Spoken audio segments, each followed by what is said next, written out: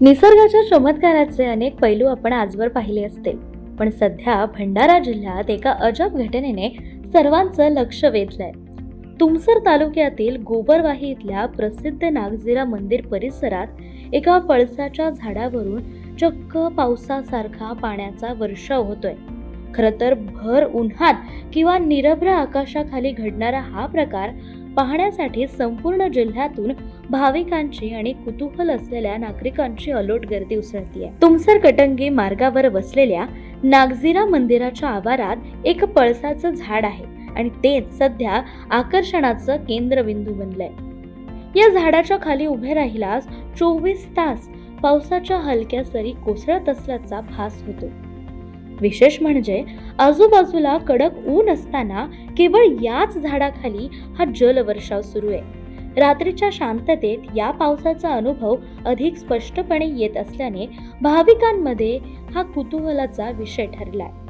नागझिरा मंदिर हे हजारो भाविकांचं श्रद्धास्थान आहे. मंदिरात जवळ एक पुरातन कुंड आहे.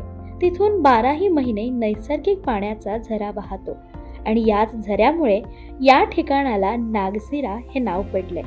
आता याच पवित्र परिसरात झाडावरून होणाऱ्या पावसाला अनेक भाविक देवाचा आशीर्वाद मानतायत. सोशल मीडियावर तर या घटनेचे व्हिडिओ वाऱ्यासारखे व्हायरल होत आहेत.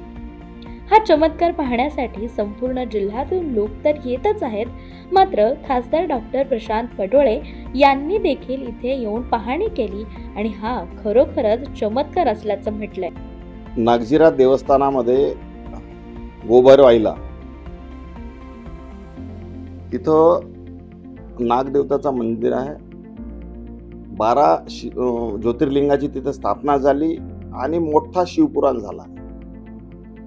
तिजेच्याच दिवशी त्या दिवशी पासून तिथं एका पळसाच्या झाडामधून पाण्याचे असे फवारे पडत आहेत. पाऊस आल्यासारखे असे फवारे पडत आहेत आणि सातत्याने ते 3 दिवस पडत होते.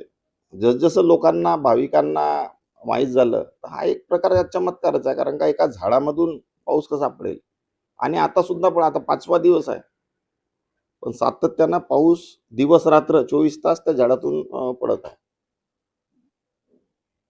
याबद्दल मी कलेक्टर साहेबांनाही फोन केलं की त्याच्यावर संशोधन झाला पाहिजे. इथं बादल नाही, पाऊस नाही, उन्हाळा 45 डिग्री टेम्परेचर चालू आहे, पण कसं काय त्या पळसाच्या झाडातून पाणी पडत आहे हा निष्पन्न झाला पाहिजे. आणि त्या मंदिर परिसरामध्ये एक झरा आहे जो कधी सुकत नाही. 400 वर्षापासूनचा नागाचं मंदिर आहे आणि जागृत स्थळ आहे. आम्ही रात्री 12 वाजता तिथे गेलो आणि अनुभूती केली का खरंच माता गंगेच्या तिथं अवतरण झालं आहे का. भगवान शिवाचा तिथं आशीर्वादाने माता गंगेचा आशीर्वाद झालाय का, चमत्कारच आहे. त्याचं संशोधन झाला पाहिजे. का आज तसंही तुम्ही पाहाल तर भूजल कमी होत आहे, पाऊस कमी पडत आहे. यावर्षी सुद्धा कोरडा दुष्काळ पडेल अशी परिस्थिती निर्माण झाली आहे. तसे मंत्री महोदयांनी सुद्धा कळवलेलं आहे की यावर्षी दुष्काळ पडेल. तर निश्चितच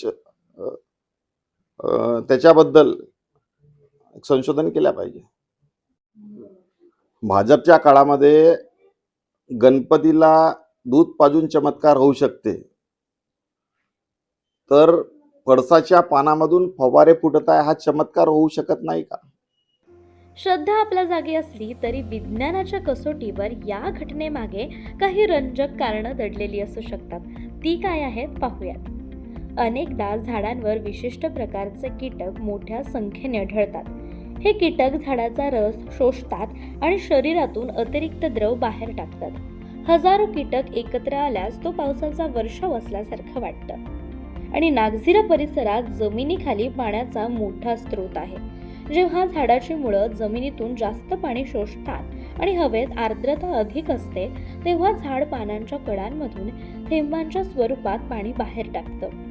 मंदिरातील नैसर्गिक झऱ्यामुळे या भागातील पळसाच्या झाडाला जमिनीतून मुबलक पाणी मिळतं, जे विशिष्ट नैसर्गिक प्रक्रियेमुळे उत्सर्जित होत असावं. वन विभाग किंवा कृषी तज्ज्ञांकडून अद्याप या घटनेचे अधिकृत शास्त्रीय स्पष्टीकरण आलेलं नाहीये.